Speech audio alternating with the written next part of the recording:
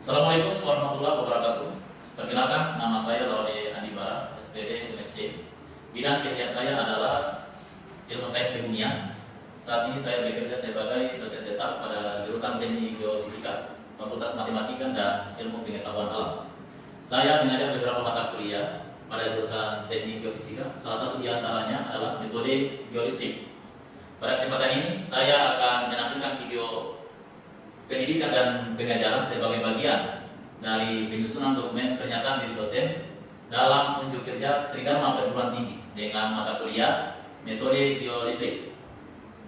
Metode geolistrik merupakan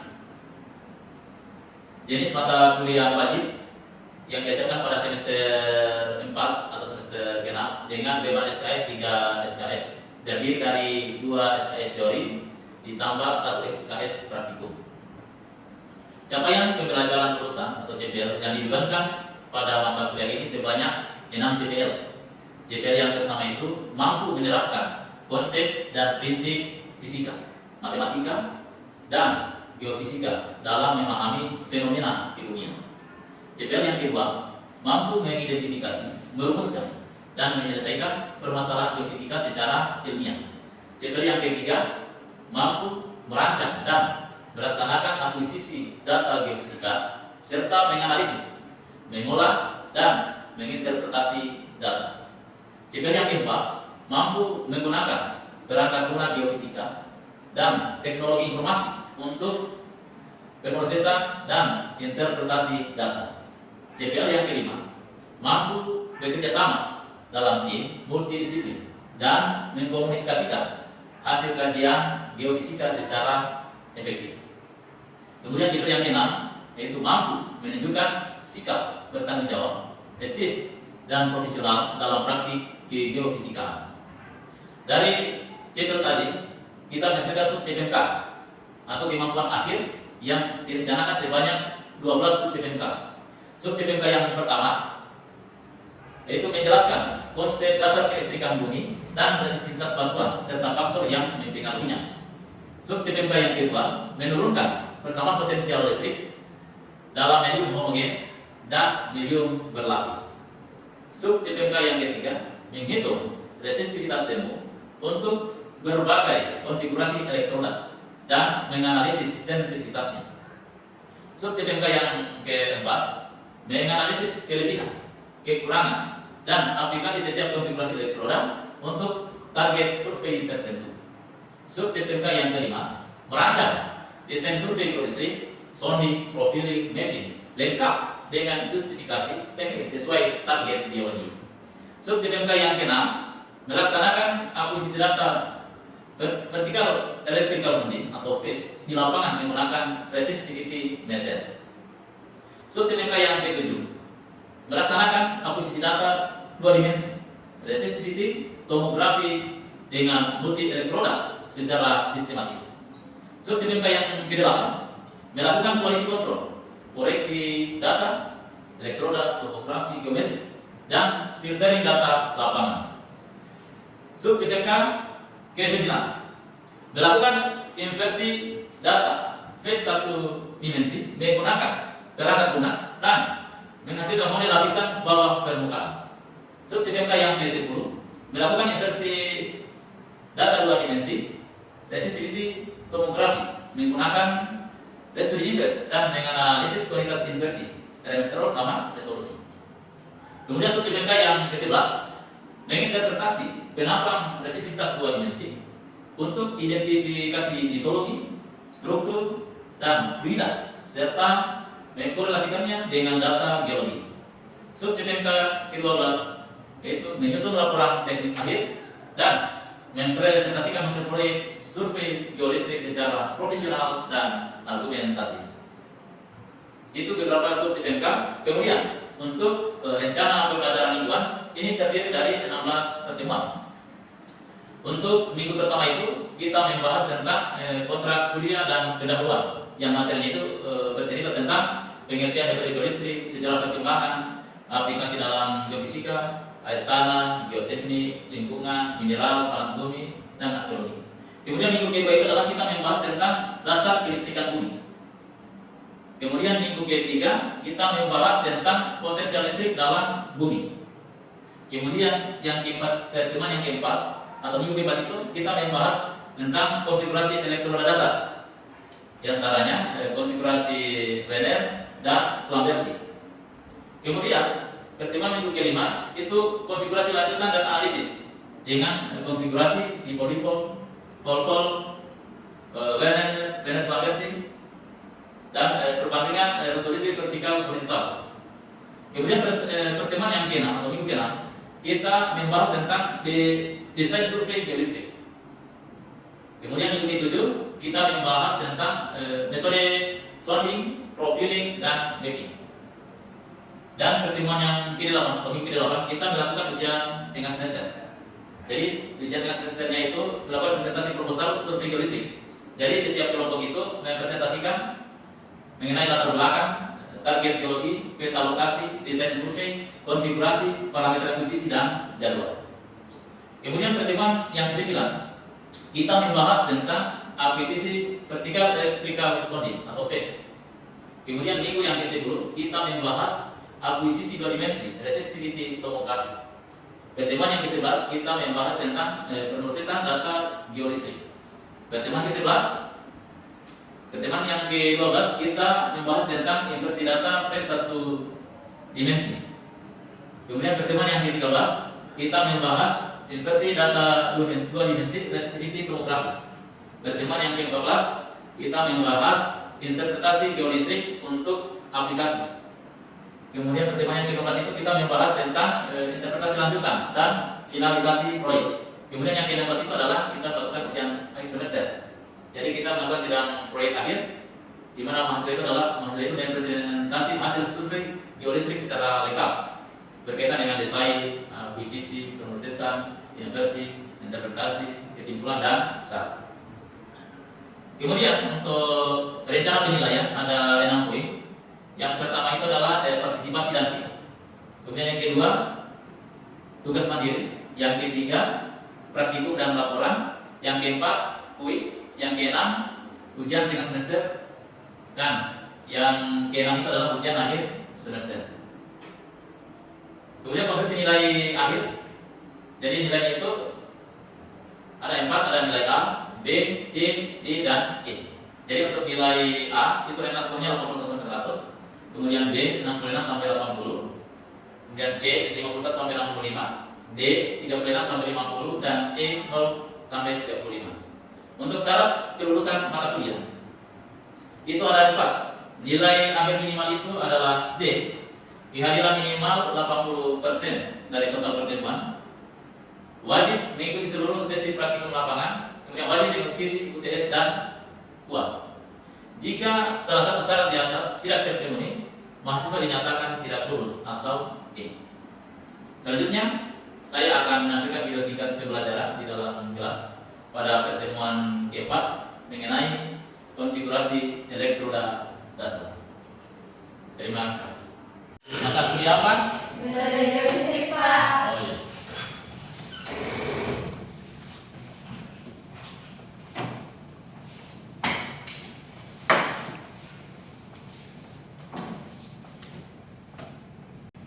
Assalamualaikum warahmatullahi wabarakatuh. Waalaikumsalam warahmatullahi wabarakatuh.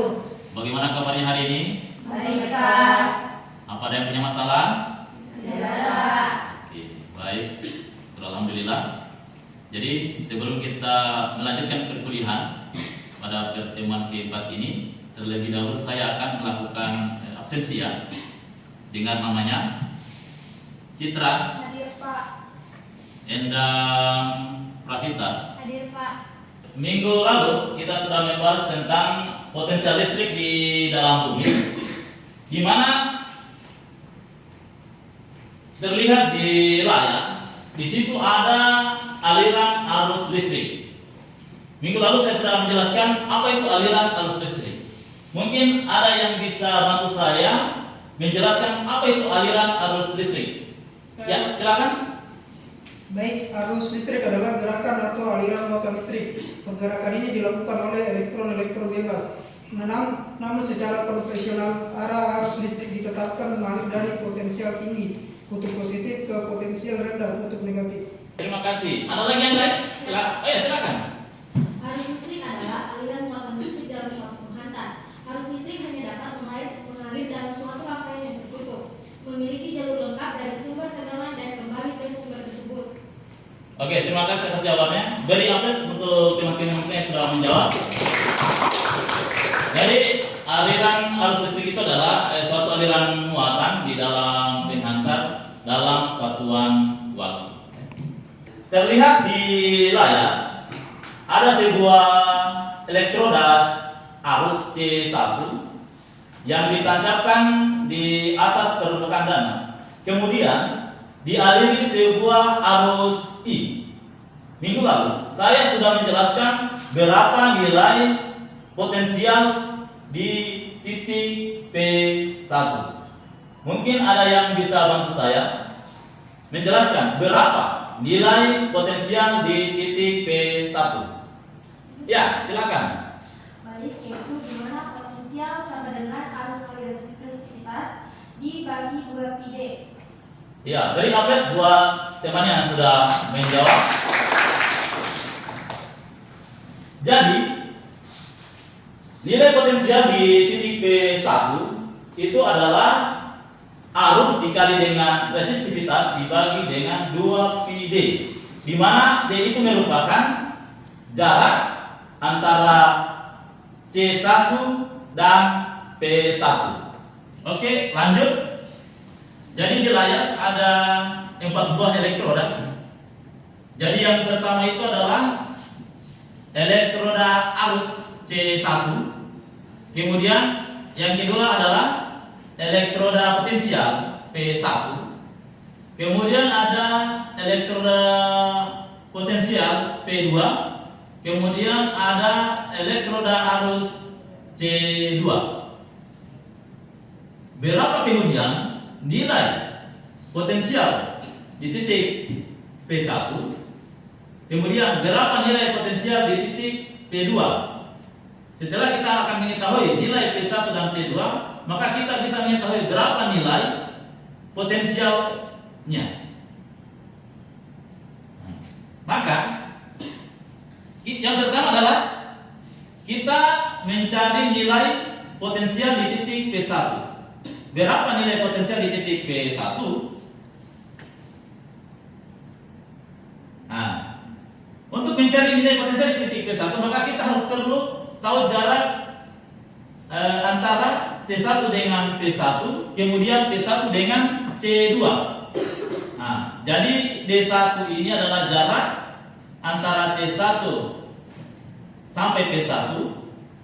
Kemudian D2 adalah jarak antara P1 dengan C2. Kemudian untuk mengetahui berapa nilai potensial di titik P2, maka kita perlu tahu berapa jarak antara C1 sampai P2 dan jarak P2 sampai ke C2. Nah, jarak antara C1 sampai P2 itu bisa kita namakan dengan D3. Kemudian jarak antara P2 sampai C2 itu kita menganggapnya jarak itu adalah D4. Maka kita bisa menuliskan berapa potensial di titik P1 dan potensial di titik P2. Nah, ini merupakan nilai potensial di titik P1. Jadi P1 sama dengan arus dikali dengan resistivitasnya dibagi 2 pi dikali seper D1 kurang seper D2. Ini berdasarkan pada persamaan yang sebelumnya ya, yang kita sudah tahu berapa nilai potensialnya. Kemudian potensial untuk di titik P2 bisa kita tulis bahwa P2 sama dengan arus dikali dengan resistivitas dibagi dengan 2 pi dikali seper D3, itu jarak antara C1 sampai P2 dikurang dengan C per D4, yaitu jarak antara P2 sampai C2. Nah, berapa potensialnya untuk konfigurasi 4 elektroda ini? Maka kita bisa menuliskannya, beda potensial konfigurasi antara 4 elektroda ini yaitu V1 dikurang V2. Namanya juga beda potensial ya. Kalau beda potensial kan berarti dikurangi ya. Beda potensial antara V1 dan V2, maka kita kurangi V1 dikurang V2. Nah, kenapa arus itu bisa mengalir? Karena perbedaan potensial. Nah, jadi V1 itu beda potensialnya dengan V2. Untuk mencari beda potensialnya, maka bisa kita menuliskan V1 dikurang dengan V2 ya, sama dengan nanti kita substitusi ya antara nilai V1 dengan nilai V2. Jadi bisa kita tuliskan V1 dikurang V2 sama dengan arus dikali dengan resistivitas dibagi 2pi dikali C per D1 kurang C per D2 dikurang C per D3 ditambah C per D4. Jadi seperti itu V1 kurang V2.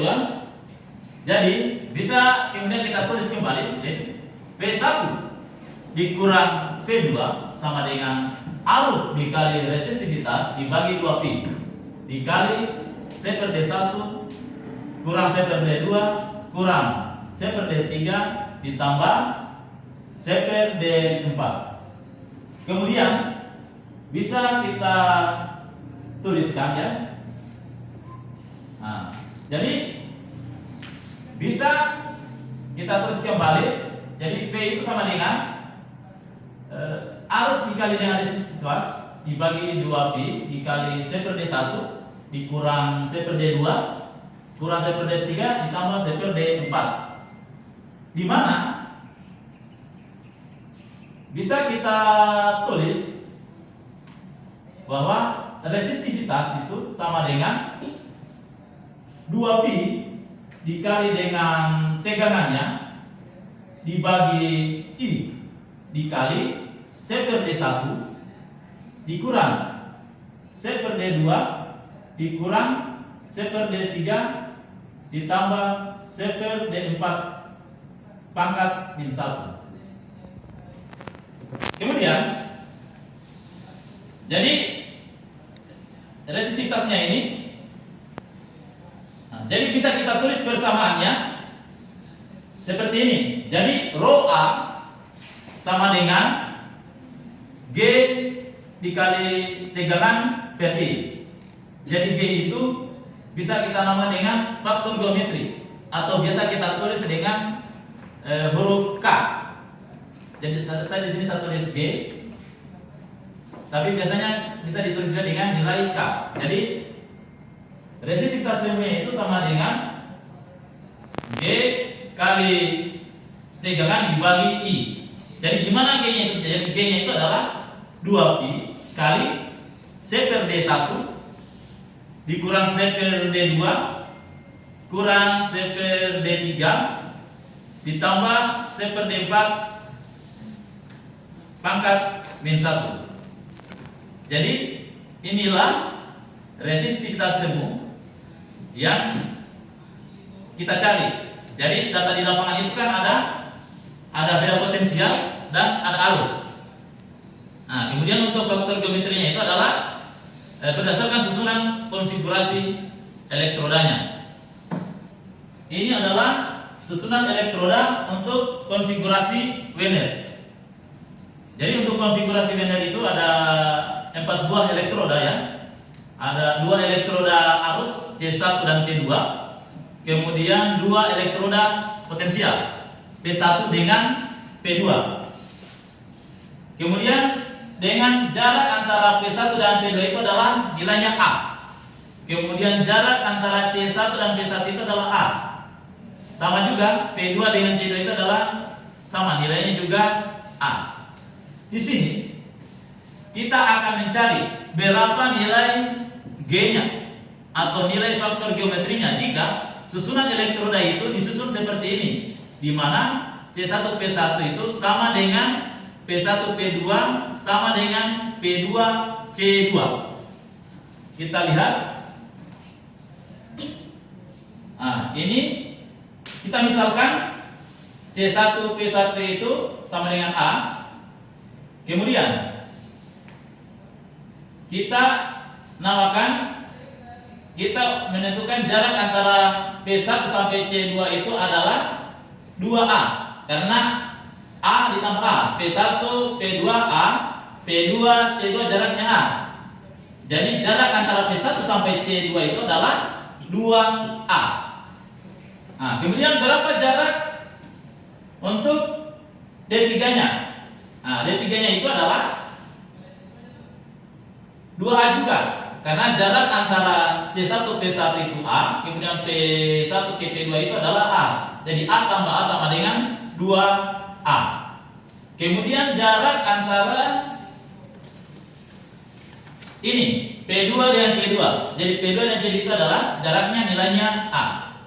Setelah kita menentukan jarak masing-masing, maka kita bisa mencari berapa nilai faktor geometri untuk konfigurasi Wiener berdasarkan persamaan yang sebelumnya sudah jelaskan. Nanti kita tinggal, jadi persamaan sebelumnya itu seperti ini ya. Jadi G sama dengan 2pi dikali C per D1 kurang C per D2 kurang C per D3 ditambah C per D4 pangkat min 1. Kemudian kita substitusi, ya, kita substitusi nilainya D1, D2, D3 dan D4. Maka kita bisa menuliskannya menjadi G sama dengan 2pi dikali C per A dikurang C per 2A dikurang C per 2A ditambah C per A pangkat min 1. Jadi nilainya D1, D2 itu disubstitusi. Jadi persamaannya akan seperti ini. Jadi G sama dengan 2pi dikali 2 per A kurang C per A pangkat min 1. Hasil akhirnya adalah, jadi untuk faktor geometri untuk konfigurasi Wiener adalah 2pi dikali A. Jadi ini untuk konfigurasi Wiener. Oke, lanjut. Nah, ini merupakan konfigurasi selam bersih. Jadi kalau konfigurasi selam bersih itu bisa kita untuk mencari nilai faktor geometrinya, maka kita akan menyusun dulu untuk mencari jaraknya ya. Jadi misalnya titik tengah antara P1 dengan P2 itu 2B ya. Jadi B tambah B 2B. Jadi jarak antara P1 P2 itu adalah 2B. Kemudian jarak antara C1 sampai di titik di tengah P1 antara P2 itu adalah, kita bisa andaikan nilainya L. Kemudian untuk jarak mulai dari titik tengah sampai dengan ke C2 kita anggap juga itu adalah L. Nah, kemudian jarak antara C1 P1 kita bisa mengurangkan antara L dikurang B. Jadi jarak antara C1 sampai ke P1 itu adalah, kita anggapkan D1 sama dengan L dikurang B. Kemudian berapa jarak antara P2 ke C2? Jadi bisa kita menuliskannya D4 sama dengan L dikurang B. Nah, kemudian berapa jarak antara P1 sampai C2? Jadi kita bisa tulis D2 sama dengan L ditambah B. Kemudian jarak antara C1 sampai P2 itu adalah kita bisa tulis D3 sama dengan L ditambah B. Setelah mengetahui jarak antara C ke P1 kemudian P1 ke C2, maka kita bisa menentukan faktor geometri untuk konfigurasi selam bersih. Nah, untuk menjawab itu, maka saya akan membuat kelompok. Jadi nanti dibagi 2 kelompok saja ya. Jadi masing-masing cari buat kelompok. Kemudian nanti didiskusikan berapa nilai faktor geometri untuk konfigurasi selam bersih. Selanjutnya, saya akan membagi 2 kelompok untuk mendiskusikan berapa nilai faktor geometri untuk konfigurasi selam bersih. Di sini saya akan membagikan lembar kerjanya. Nanti tentukan siapa ketua kelompoknya, kemudian tulis nama-namanya di sini. Jadi pekerjaannya itu ditulis di lembar kerja. Nanti setelah dikerja, nanti dikumpul kembali sama saya. Begitu ya?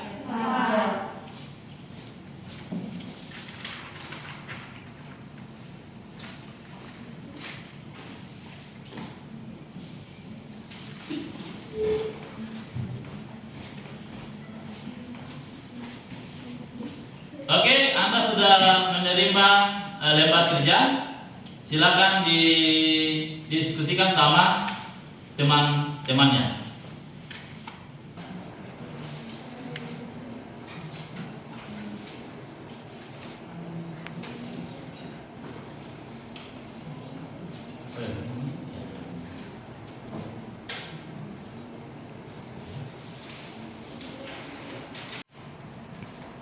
Bagaimana? Sudah selesai mengerjakan?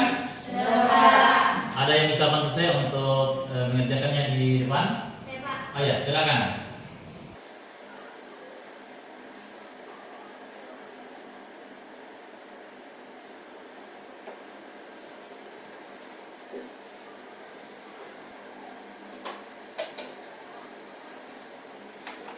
Langsung saja, jadi nilai faktor geometri konfigurasi selam bersih G sama dengan 2V kali 1 per D1 kurang 1 per D2 kurang 1 per D3 tambah 1 per D4 pangkat min 1.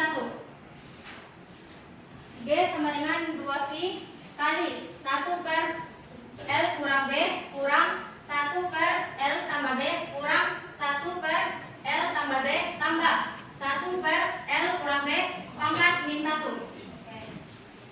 G sama dengan 2V kali 4B per L kurang B kali L tambah B pangkat min 1.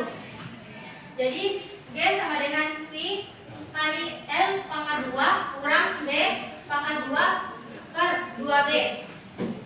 Bagaimana? Ngerti ya? Ngerti, Pak. Silakan beri aplaus untuk teman kita. Silakan teman kita. Jadi sudah paham ya? Jadi hari ini tuh kita sudah mempelajari tentang konfigurasi linear sama konfigurasi selam bersih. Jadi untuk materi hari ini cukup sampai di sini. Nanti kita akan lanjutkan tentang konfigurasi dipol sama pol-pol. Jadi disarankan kepada adik mahasiswa untuk mempelajarinya sebelum kita masuk untuk minggu ke depannya. Saya kira cukup untuk hari ini. Mudah-mudahan apa yang kita pelajari hari ini bisa bermanfaat untuk kita semua. Saya akhiri. Assalamualaikum warahmatullahi wabarakatuh. Waalaikumsalam warahmatullahi wabarakatuh. Terima kasih, Pak. Iya, sama-sama. Sekian video singkat pembelajaran di kelas. Semoga bermanfaat untuk kita semua. Terima kasih. Assalamualaikum warahmatullahi wabarakatuh.